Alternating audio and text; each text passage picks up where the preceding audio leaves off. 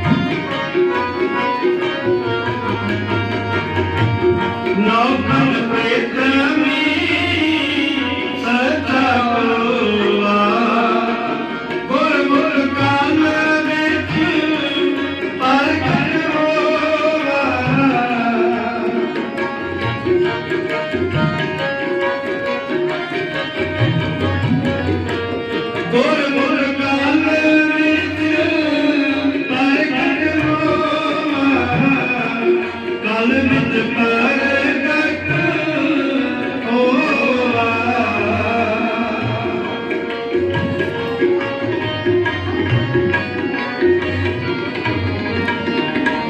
काल विच प्रगट होवा,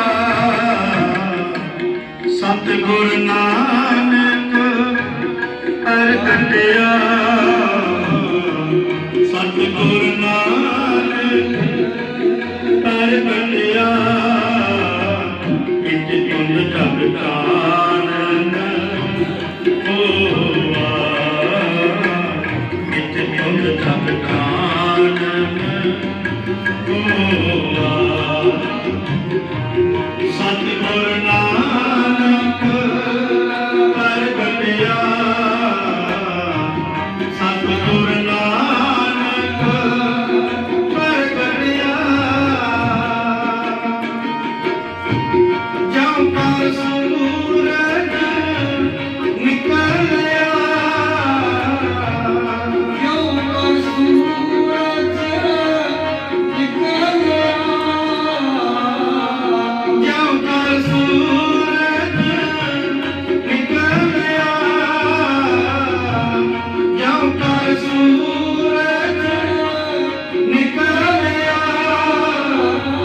तारे छाटे अंधेर पलोरा,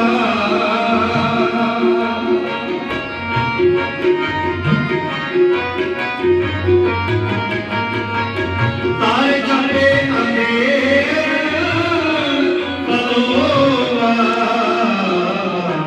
सतगुर नानक प्रगटिया, सतगुर नानक प्रगटिया।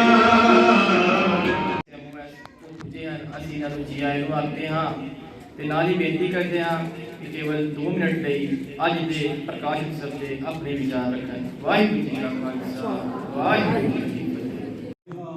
तमाम देशवासियों को मन की गहराइयों से मुबारक दूंगा। बाबा नानक जी का ये जन्म उत्सव भारत के अंदर ही नहीं बल्कि दुनिया दे विच जड़े जड़े लोग रह रहे हैं वो ये दिन बड़ा श्रद्धा और भक्ति भाव से मनाते हैं। बाबा नानक जी का जन्म 1469 ईस्वी के अंदर हुआ, जिसको हम 551 वर्ष का वर्षगांठ ये मना रहे हैं। तो मैं इस मौके के ऊपर ये कहना चाहूँगा कि बाबा जी का जब जन्म हुआ तो देश पराधीन थी और यहाँ इंसानियत गिरती जा रही थी। लोग गलत मार्ग के ऊपर चल रहे थे और धर्म को भूले जा रहे थे।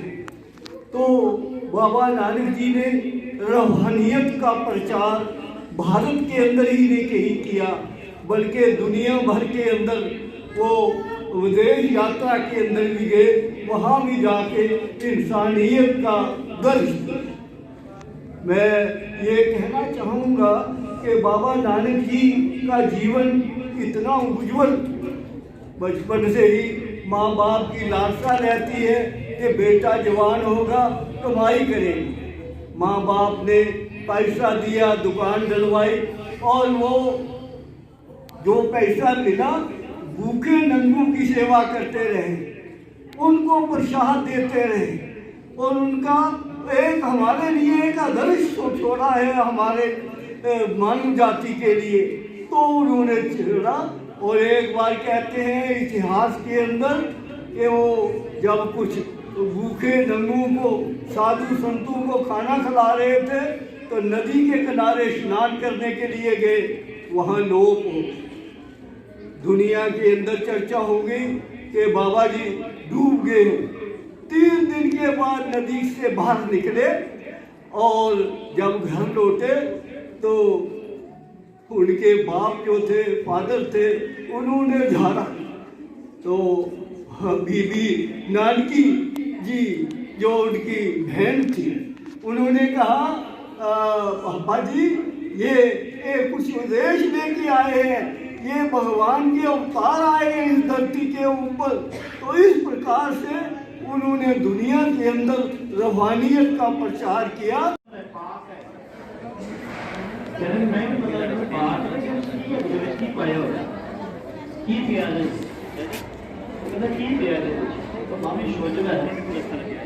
शायद कोई जहर ना पा गया हो सब मारन वास्ते तो कहना हमारा जो दूध लगे है ना तेरा ये वफादार होते ये दूध पवित्र। वाहिगुरू जी का खालसा वाहिगुरू जी की फतेह।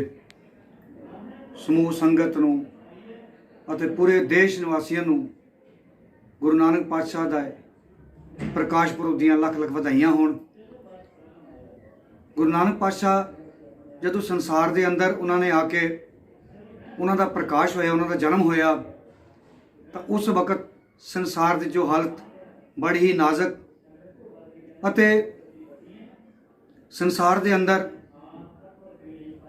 ਜ਼ਾਤਾਂ ਪਾਤਾਂ ਦੇ ਅੰਦਰ ਅਤੇ ਊਚ ਨੀਚ ਦੇ ਅੰਦਰ ਔਰ ਗਰੀਬ ਗੁਰਬਾਂ ਨੂੰ ਦਬਾ ਕੇ ਰੱਖਿਆ ਜਾਂਦਾ ਸੀ ਅਤੇ ਮੁਸਲਮਾਨ ਧਰਮ ਦੇ ਅੰਦਰ ਉਹਨਾਂ ਦੇ ਅੰਦਰ ਵੀ ਐਸੇ ਫਤਵੇ ਲਾ ਕੇ ਬੇਗੁਨਾਹ ਲੋਕਾਂ ਨੂੰ ਸਜ਼ਾਵਾਂ ਦਿੱਤੀਆਂ ਜਾਂਦੀਆਂ ਸਨ ਅਤੇ ਔਰਤ ਜ਼ਾਤ ਨੂੰ ਇਤਨਾ ਨੀਵਾਂ ਲੈ ਕੇ ਗਏ ਸਨ ਕਿ ਔਰਤ ਨੂੰ ਪੈਰ ਦੀ ਜੁੱਤੀ ਦੇ ਸਮਾਨ ਉਹਨਾਂ ਦੀ ਇੱਜ਼ਤ ਰੱਖਦੀ ਸੀ। ਪਰ ਗੁਰੂ ਪਾਤਸ਼ਾਹ ਦੇ ਜਦੋਂ ਜਨਮ ਹੋਇਆ ਉਸ ਤੋਂ ਬਾਅਦ ਗੁਰੂ ਨਾਨਕ ਪਾਤਸ਼ਾਹ ਨੇ ਸਭ ਤੋਂ ਪਹਿਲਾਂ ਔਰਤ ਜ਼ਾਤ ਨੂੰ ਇਤਨਾ ਮਾਣ ਦਿੱਤਾ ਕਿ ਇੱਕ ਔਰਤ ਹੀ ਹੈ ਜਿਸ ਦੇ ਕੁੱਖ ਦੇ ਵਿੱਚੋਂ ਪੇੜ ਦੇ ਅੰਦਰੋਂ बड़े बड़े पीर पैगंबर राजे महाराजे जो जन्म लै करके संसार के अंदर आके भगती करते हैं और राज करते हैं, उस औरत को क्यों मंदा कहते हो। फिर गुरु पातशाह ने कहा हर एक इंसान के अंदर परमात्मा की जोत है, उस परमात्मा की जो शक्ति काम कर रही है। पातशाह गुरु नानक पातशाह ने कहा जानो जोत ना पूछो जाति, कहते हर इंसान के अंदर एक परमात्मा की जोत समझो, उसकी जात ना पूछो तेरी जात की है, तो कड़ी बरादरी का है। गुरु नानक पातशाह ने बाबर ਨੂੰ ਜ਼ਾਬਰ कह के पुकारिया क्योंकि बाबर हिंदुस्तान के अंदर आके मजलूम लोगों को लुट खसुट करके मार कुट के उन्हों का धन दौलत उन्हों की आबरू लुट के उन्हों दी धीआं भैणां चुक के ते जाके गजनी के बाज़ारों के अंदर टके टके के नाल बेचता सी। सो गुरु नानक पातशाह ने संसार के अंदर आकर के जो प्रचार किया है, उन्होंने केवल तो केवल शब्द गायन किया है, गुरबाणी पढ़ी है, कीर्तन किया है। उन्होंने अपने नाल साथी बनाया जिसका नाम सी भाई मरदाना।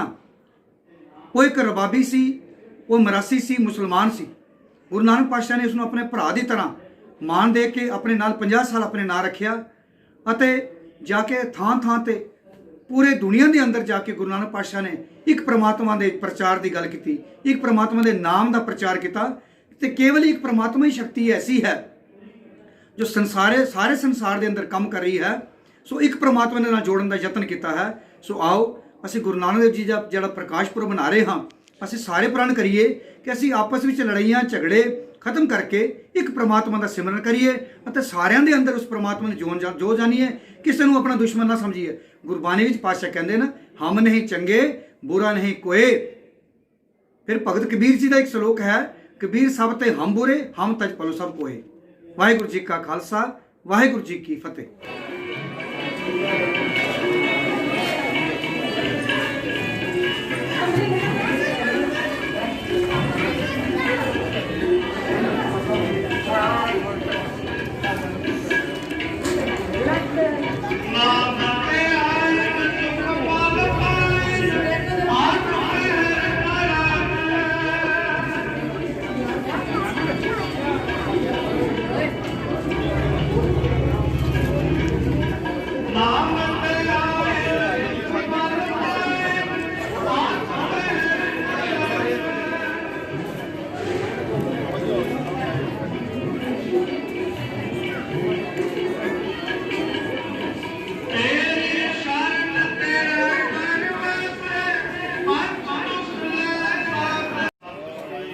वाहिगुरू जी का खालसा वाहिगुरू जी की फतेह। आज गुरु नानक देव जी महाराज का 551वां ਪ੍ਰਕਾਸ਼ ਪੁਰਬ ਇੱਥੇ ਪੂਰੀ ਦੁਨੀਆ ਭਰ ਵਿੱਚ, ਇੰਡੀਆ ਵਿੱਚ ਹਰ ਜਗ੍ਹਾ ਵਿੱਚ ਮਨਾਇਆ ਜਾ ਰਿਹਾ ਹੈ। ਅੱਜ ਗੁਰਦੁਆਰਾ ਛੱਟੀ ਪਾਤਸ਼ਾਹੀ ਰਜੌਰੀ ਵਿਖੇ ਵੀ ਬੜੀ ਧੂਮਧਾਮ ਨਾਲ ਮਨਾਇਆ ਜਾ ਰਿਹਾ ਹੈ। ਅਜੇ ਕੁਝ ਇਹ ਪ੍ਰੋਗਰਾਮ ਸਾਡੇ ਰਜੌਰੀ ਡਿਸਟ੍ਰਿਕਟ ਦੇ ਪਿੰਡਾਂ ਵਿੱਚ ਵੀ ਮਨਾਇਆ ਜਾ ਰਿਹਾ ਹੈ, ਲੇਕਿਨ ਇਹ ਗੁਰਦੁਆਰਾ ਛੱਟੀ ਪਾਤਸ਼ਾਹੀ ਦਾ ਇਸ ਵਕਤ ਸਮਾਗਮ ਚੱਲ ਰਿਹਾ ਉੱਪਰ। ਇਸ ਦੇ ਵਿੱਚ ਜੰਮੂ ਤੋਂ ਵੀ ਪ੍ਰਚਾਰਕ ਨਰਿੰਦਰ ਸਿੰਘ ਵੀ ਪਹੁੰਚੇ ਹਨ ਅਤੇ ਅਸੀਂ ਮੈਂ ਰਾਜਵਿੰਦਰ ਸਿੰਘ, ਪ੍ਰੈਜ਼ੀਡੈਂਟ ਬਾਬਾ ਬੰਦਾ ਸਿੰਘ ਬਹਾਦਰ ਸਿੰਘ ਨੌਜਵਾਨ ਸਭਾ ਦੀ ਤਰਫੋਂ ਸਮੂਹ ਸ਼ਹਿਰ ਵਾਸੀਆਂ ਨੂੰ ਅਤੇ ਪੂਰੇ ਸਿੱਖ ਸਮੁਦਾਇ ਨੂੰ ਗੁਰੂ ਨਾਨਕ ਦੇਵ ਜੀ ਮਹਾਰਾਜ ਦੀਆਂ ਪੁਰਬ 'ਤੇ ਲੱਖ ਲੱਖ ਵਧਾਈ ਦਿੰਦਾ ਹਾਂ ਅਤੇ ਅਸੀਂ ਅਪੀਲ ਕਰਦੇ ਹਾਂ ਕਿ ਜੋ ਕੈਰੀਡੋਰ ਕਰਤਾਰਪੁਰ ਸਾਹਿਬ ਇਸ ਵਕਤ ਮਹਾਰਾਜ ਦੇ ਦਰਸ਼ਨਾਂ ਵਾਸਤੇ ਬਿਲਕੁਲ ਅਭੀ ਬੰਦ ਹੈ। ਇੰਡੀਆ ਅਤੇ ਪਾਕਿਸਤਾਨ ਦੋਵੇਂ ਮੁਲਕ ਆਪਸ ਵਿੱਚ ਰਜਾਮੰਦ ਹੋ ਕਰਕੇ ਸੰਗਤਾਂ ਨੂੰ ਇਸ ਦਾ ਰਾਹ ਖੋਲ੍ਹਿਆ ਜਾਵੇ ਅਤੇ ਕਰਤਾਰਪੁਰ ਕੈਰੀਡੋਰ ਵਿੱਚ ਸੰਗਤਾਂ ਨੂੰ ਦਰਸ਼ਨ ਦੀਦਾਰੇ ਕਰਨ ਦਾ ਮੌਕਾ ਮਿਲੇ। ਅਸੀਂ ਦੋਵਾਂ ਸਰਕਾਰਾਂ ਦੇ ਧੰਨਵਾਦ ਕਰਾਂਗੇ। ਵਾਹਿਗੁਰੂ ਜੀ ਕਾ ਖਾਲਸਾ, ਵਾਹਿਗੁਰੂ ਜੀ ਕੀ ਫਤਿਹ। ਮੈਦਾਨੀ ਇਲਾਕੇ ਧੁੰਦ ਬਹੁਤ ਛਾ ਜਾਂਦੀ ਹੈ ਨਾ। ਪੰਜਾਬ ਦੇ ਇਲਾਕੇ ਨੇ, ਦਿੱਲੀ ਦੇ ਇਲਾਕੇ ਨੇ, ਜੰਮੂ ਦੇ ਵਿੱਚ ਧੁੰਦ ਛਾਦੀ ਬਹੁਤ ਘੱਟ ਹੈ, ਪਰ ਜਿੰਨੀ ਪੰਜਾਬ ਵਿੱਚ ਛਾਦੀ ਤੇ ਦਿੱਲੀ 'ਚ ਨਹੀਂ ਜਾਂ ਆਪਣੇ ਜੰਮੂ ਵਿੱਚ ਨਹੀਂ ਹੁੰਦੀ। ਔਰ ਧੁੰਦ ਸਾਧ ਸੰਗਤ ਇੱਕ ਐਸੀ ਚੀਜ਼ ਹੈ ਜਦੋਂ ਰਾਤ ਨੂੰ ਹਨੇਰਾ ਹੁੰਦਾ ਹੈ ਤੇ ਅਸੀਂ ਲਾਈਟ ਜਲਾਉਂਦੇ ਹਾਂ ਤੇ ਪ੍ਰਕਾਸ਼ ਹੋ ਜਾਂਦਾ ਹੈ। ਰਾਤ ਨੂੰ ਅਸੀਂ ਡਰਾਈਵ ਕਰਦੇ ਹਾਂ ਗੱਡੀ ਤੇ, ਹਨੇਰੇ ਵਿੱਚ ਜਦੋਂ ਥੋੜਾ ਹਨੇਰਾ ਸ਼ੁਰੂ ਹੋ ਜਾਏ ਤੇ ਅਸੀਂ ਲਾਈਟ ਚਲਾ ਲੈਂਦੇ ਹਾਂ। ਤੇ ਜਿੰਨੀ ਮਰਜ਼ੀ ਕਾਲੀ ਰਾਤ ਨੂੰ, ਮੱਸਿਆ ਦੀ ਰਾਤ ਵੀ ਹੋਵੇ ਨਾ, ਤੇ ਲਾਈਟਾਂ ਜਗਦੀਆਂ ਹੋਣ, ਸਰਚ ਲਾਈਟਾਂ, ਤਾਰਾਂ ਜਗਦੀਆਂ ਹੋਣ, ਦੂਰ ਤੱਕ ਲਾਈਟ ਜਾਂਦੀ ਹੈ। ਪਰ ਧੁੰਦ ਇੱਕ ਐਸੀ ਚੀਜ਼ ਹੈ ਕਿ ਦੁਪਹਿਰ ਨੂੰ ਲਾਈਟਾਂ ਕੰਮ ਨਹੀਂ ਕਰਦੀਆਂ। ਜਿਨ੍ਹਾਂ ਇਲਾਕਿਆਂ ਵਿੱਚ ਧੁੰਦ ਛਾਂਦੀ ਉੱਥੇ ਟ੍ਰੇਨਾਂ ਜਿਹੜੀ ਲੇਟ ਕਰ ਦਿੰਦੇ ਨੇ, ਸੂਰਜ ਚੜ੍ਹੇਗਾ ਤੇ ਗੱਡੀਆਂ ਚੱਲਣਗੀਆਂ, ਫਲਾਈਟਾਂ ਕੈਂਸਲ ਹੋ ਜਾਂਦੀਆਂ। ਆਮ ਹਨੇਰਾ ਹੋਵੇ ਤਾਂ ਨਿੱਕਾ ਜਿਹਾ ਦੀਵਾ ਜਗਦਾ ਹੈ ਤੇ ਪ੍ਰਕਾਸ਼ ਹੋ ਜਾਂਦਾ ਹੈ। ਪਰ ਧੁੰਦ ਇੱਕ ਐਸੀ ਚੀਜ਼ ਹੈ ਕਿ ਵੱਡੀਆਂ ਵੱਡੀਆਂ ਸਰਚ ਲਾਈਟਾਂ ਫਿਰ ਹੋ ਜਾਂਦੀਆਂ ਨੇ, ਦੂਰ ਤੱਕ ਲਾਈਟ ਨਹੀਂ ਜਾਂਦੀ, ਧੁੰਦ ਖਾ ਜਾਂਦੀ ਹੈ ਉਹਨਾਂ ਨੂੰ। ਉਸ ਧੁੰਦ ਨੂੰ ਕੋਈ ਮਾਰ ਸਕਦਾ ਹੈ, ਉਹ ਹੈ ਸੂਰਜ।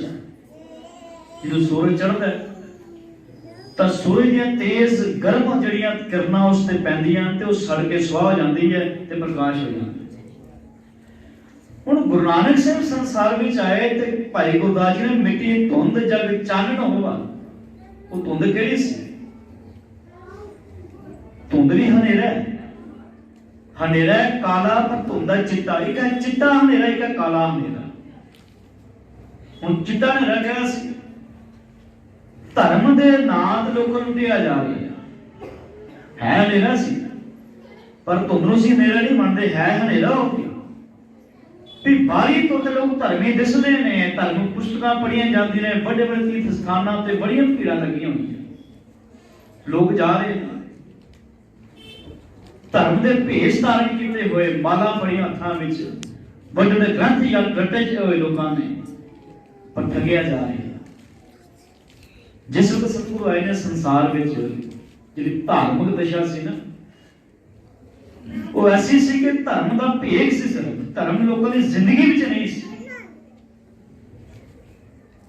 ਦੇਖੋ ਬੱਚਾ ਸਕੂਲ ਜਾਂਦਾ, ਵਰਦੀ ਪਾ ਲੈਣੀ ਸੌਖੀ ਹੈ। ਮਿਸਾਲ ਵਜੋਂ ਦੇਖੋ ਬੱਚਾ, ਇੱਕ ਨੌਜਵਾਨ ਹੈ ਨਾ, ਉਹ ਆਰਮੀ ਵਿੱਚ ਹੈ।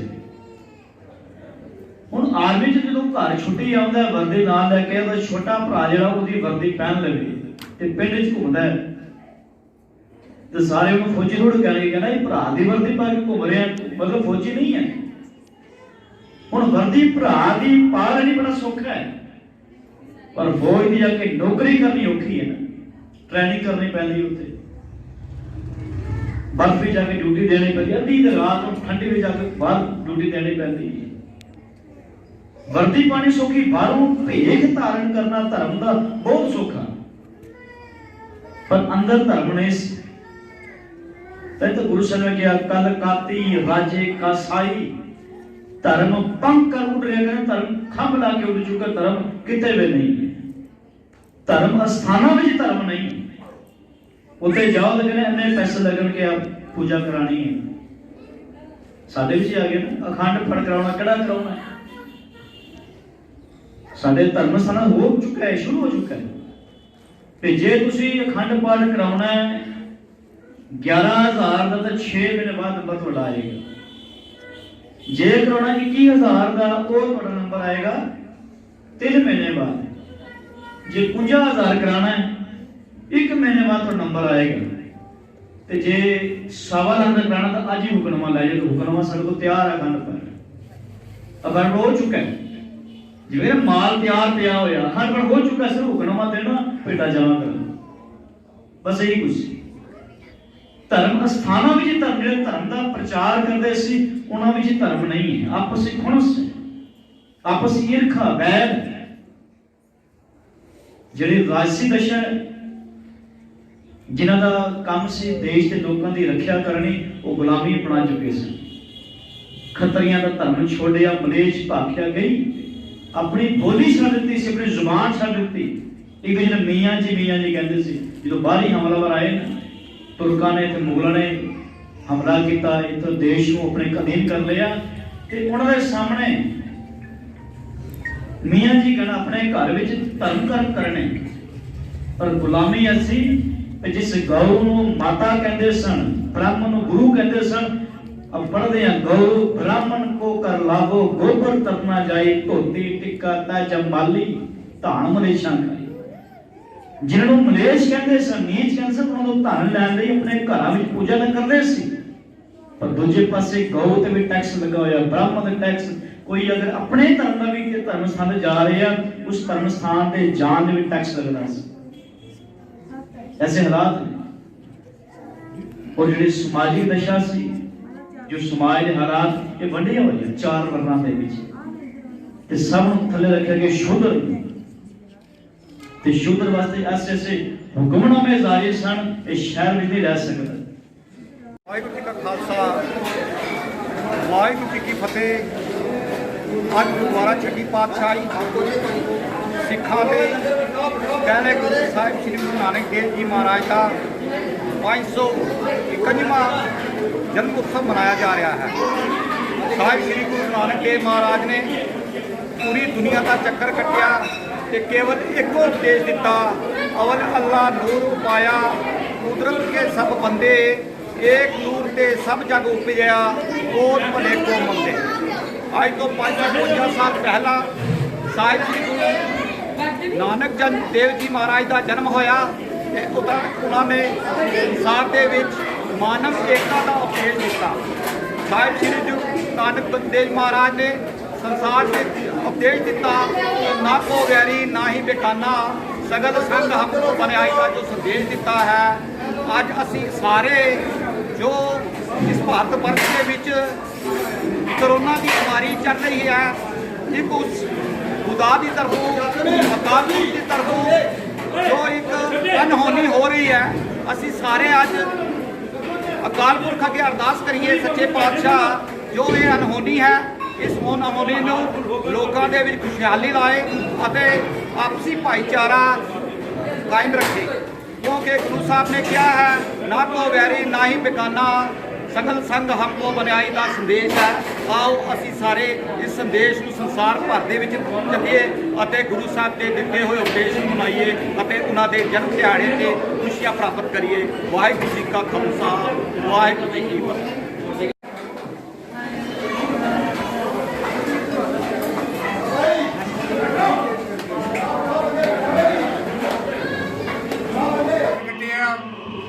मिट्टी टुट जग चानन होया, ओंकार सुर उठिया, तारे छुपे हंधेरे तलवा। आज गुरु नानक देव महाराज का 552वां जन्म दिन पूरे हिंदुस्तान के मनाया जा रहा है। गुरु नानक देव जी महाराज तलवंडी के अंदर माता कालू के घर पैदा हुए। गुरु महाराज जी ने दुनिया को एकता भाईचारे का सबक सिखाया। महाराज जी ने फरमाया कि नानक नाम चढ़ी कला, तेरे पाने सरबत का भला। गुरु महाराज जी ने सरबत का भला मंगया। उन्होंने कहा कि अवल अल्लाह नूर उपाय, कुदरत के सब बंदे, एक नूर ते सब जग उपजा, कौन भले कौन मंदे। महाराज ने कहा कि जे एक खड़क है, इको नूर, इको वाहिगुरु, इको परमेश्वर और इको अल्लाह की बनाई हुई है। उन्होंने कहा कि अल्लाह वाहिगुरु जो है वो इको ही ना है और सारे लोग भी उस परमात्मा को मनते हैं, उस वाहिगुरु को मनते हैं। महाराज जी ने आज इस दौर के अंदर जी कोरोना की मारामारी हुई है, गुरु सिंह ने हर जगह लंगर लगाए, लखों लोगों ने रोज लंगर के अंदर प्रसाद लिया है और लंगर पान किया है। और ये परंपरा है गुरु नानक देव जी महाराज जी चलाई हुई है। जब माता कालू ने महाराज जी ने कहा पहले 11 रुपये तो दुकानदारी कर सच्चा सौदा बेच, तो महाराज ने वो 11 रुपये का जाके एक लंगर लगाया कि तमाम साधुओं ने वो लंगर छकिया। उस तो लैके अज दिन तक लंगर की जी सेवा है वो गुरु नानक महाराज जी चलाई हुई और हर गुरुद्वारे के अंदर चलाई जा रही है। लखा लोग जो लंगर पान कर रहे हैं। आज हिंदुस्तान के अंदर भी जिथे कि लड़ाई लड़ रही है, कोई मस्जिद के नाम लड़ रहा है, कोई मंदिर के नाम से लड़ रहा है, कि महाराज ने फरमाया है कि मंदिर मस्जिद जो है वो खुदा का एक घर है, वो इस इको चीज़ है। असा जो इबादत गाह है मंदिर जो है वो भी चंगा, मस्जिद भी चंगी, हिंदू भी चंगे, मुसलमान भी चंगे, कोई धर्म बुरा नहीं है। लेकिन सिर्फ सानू चाहिए कि अपने धर्म से चलना चाहिए है। आज जरूरत है गुरु नानक देव जी तालीम की हिंदुस्तान की जरूरत है। आज हिंदुस्तान के लोग अगर गुरु नानक देव जी की बताई तालीम जो चलेंगे तो ये मुल्क बचेगा। नहीं तो ये हिंदू मुस्लिम जो है ये जो फिरका प्रस्ती पैदा की जा रही है ये सब तो बुरी चीज़ है। और सानू चाहिए कि गुरु नानक देव जी हमारे चलिए जिन्होंने फरमाया है कि वहाँ नानक नाम चढ़ती कला तेरे पाने सरबत दा भला। वाहिगुरू जी का खालसा वाहिगुरू जी की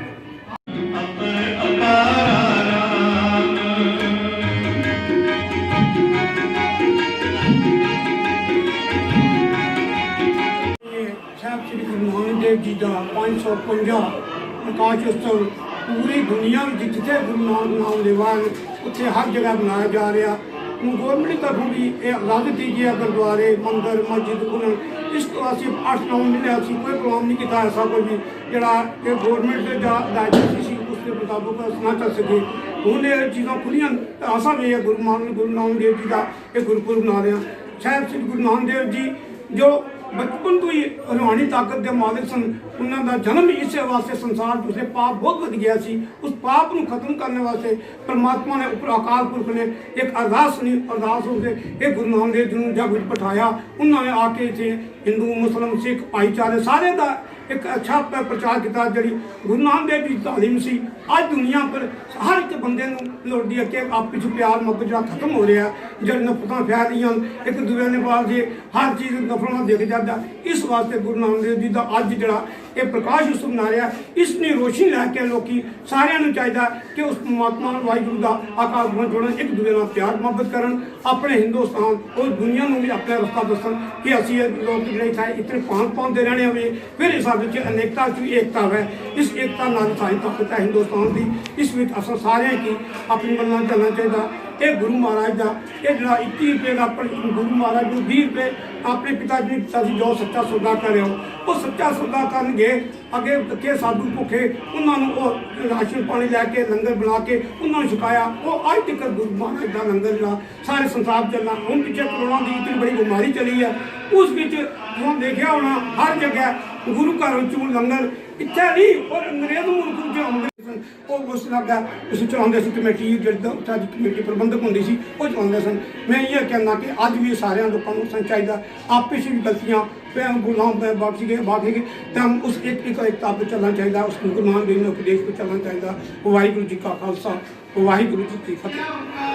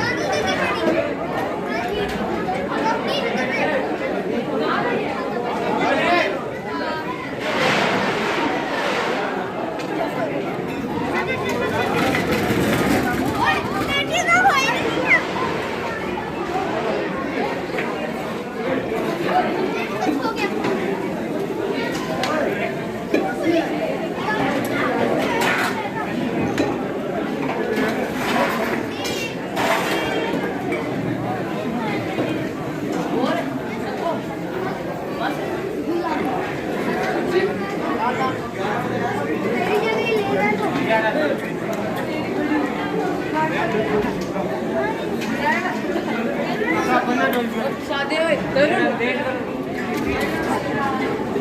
दरबार गाल